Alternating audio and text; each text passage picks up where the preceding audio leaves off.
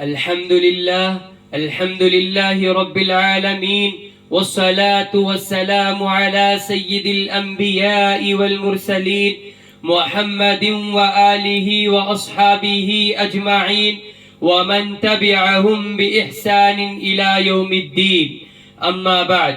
محترم سامعین کرام، یہ میرے لیے بڑی سعادت و خوش نصیبی کا مقام ہے کہ آج اس بزم میں تحریک آزادی میں علماء دیوبند کے کردار کے موضوع پر لب کشائی کی جسارت کر رہا ہوں. لیکن آپ غور کریں تو معلوم ہوگا کہ باوجود اس کے کہ ہم طالبان علوم نبویہ کے اعلیٰ ترین منصب پر فائز ہیں، لیکن اپنے اکابر علماء الصلحاء کی تاریخ اور ان کے کارناموں سے بالکل ناواقف ہے. ہماری نگاہوں سے ہمارے اسلاف کے روشن کارنامے پوشیدہ ہے. آج میں آپ لوگوں کے سامنے انہی گوشوں پر اپنی صلاحیت و استعداد اور علم و معلومات کے مطابق روشنی ڈالوں گا. برادران ملت، ہندوستان کی روشن تاریخ گواہ ہے کہ جب بھی ہندوستان کو خون کی ضرورت پڑی تو مسلمانوں نے ہی پیش قدمی کی. جب بھی ہندوستان کی سالمیت کو خطرہ لاحق ہوا تو مسلمان آگے بڑھ کر اس کے محافظ و پاسبان بن گئے.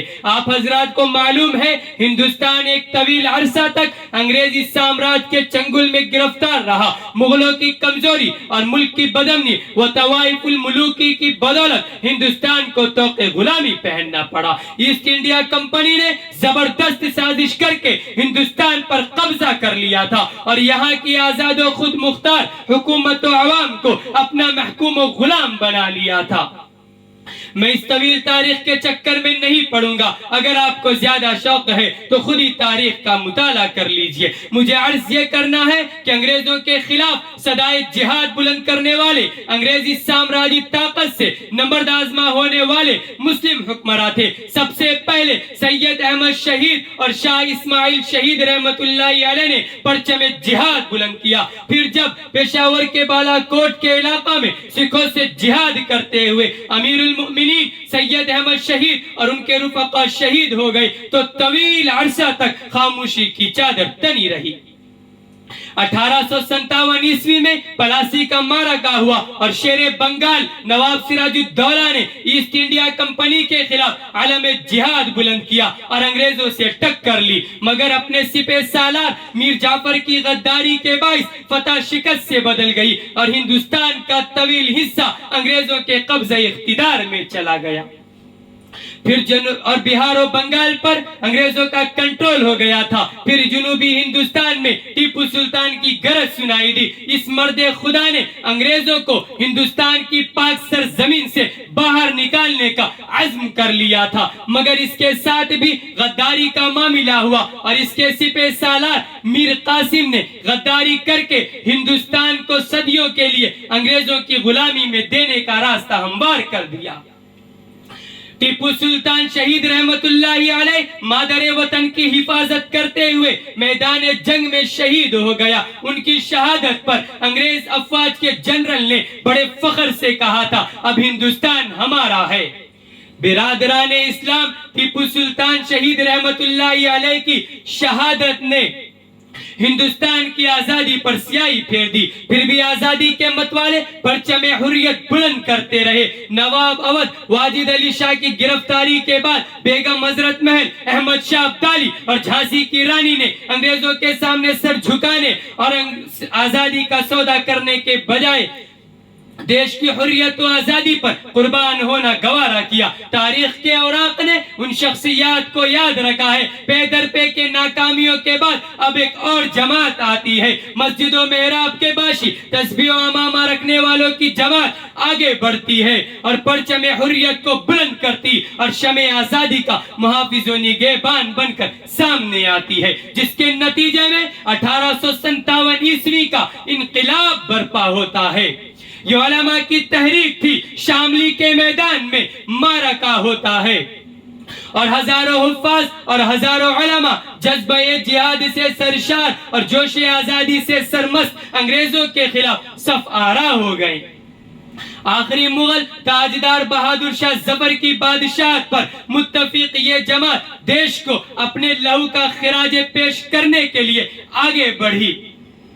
لیکن مشیت الہی کو تو کچھ اور ہی منظور تھا، لہذا یہ انقلاب بھی ناکام ہو گیا۔ بہادر شاہ ظفر کو گرفتار کر کے رنگون روانہ کر دیا گیا۔ مغل حکومت کا ٹمٹماتا چراغ ہمیشہ کے لیے بجھ گیا۔ شہزادے شہزادیاں قتل کر دی گئی، ہزاروں علماء کو تہ تیغ کر دیا گیا، سینکڑوں علماء کو کالے پانی کی سزا سنائی گئی، ہزاروں مسلمانوں کو برسرعام پھانسی دے دی گئی، اور انگریزوں نے دہلی کے تخت پر قبضہ کر لیا تھا۔ غدر 1857 میں جن بڑے علماء کرام نے شرکت کی، ان میں حضرت مولانا قاسم نانوتوی، حضرت مملوک علی دیوبندی، حافظ ضامن کاندھلوی، حضرت مولانا جعفر صاحب تھانیسری، حضرت مولانا رشید احمد گنگوہی اور دوسرے جید علماء شریک تھے۔ برادران ملت، تاریخ طویل اور وقت کم ہے، مگر سنیے کیا ہوتا ہے۔ 1857 کے بعد ایک دور کا اختتام ہوتا ہے تو دوسرے نئے دور کا آغاز ہوتا ہے۔ 1857 کے خون انقلاب کے بعد مسلمانوں پر مصائب و آلام کے جو پہاڑ توڑے گئے اور زوال و انحطاط کی کیفیت ان پر طاری ہوئی، اس سے ان کے وجود کو خطرہ لاحق ہو گیا۔ ایسے نازک وقت میں ایک اسلامی مرکز کی شدید ضرورت تھی، لہٰذا حافظ عابد حسین صاحب، حضرت مولانا قاسم نانوتوی صاحب، حضرت حاجی امداد اللہ مہاجر مکی رحمت اللہ علیہ کے صلاح و مشورہ اور نگرانی و سرپرستی میں ایک مرکز کی بنیاد رکھتے ہیں، اور 1866 مطابق 15 محرم الحرام 1283 ہجری بروز بدھ کو مرکز علم و فن گلشن قاسمی وجود میں آیا۔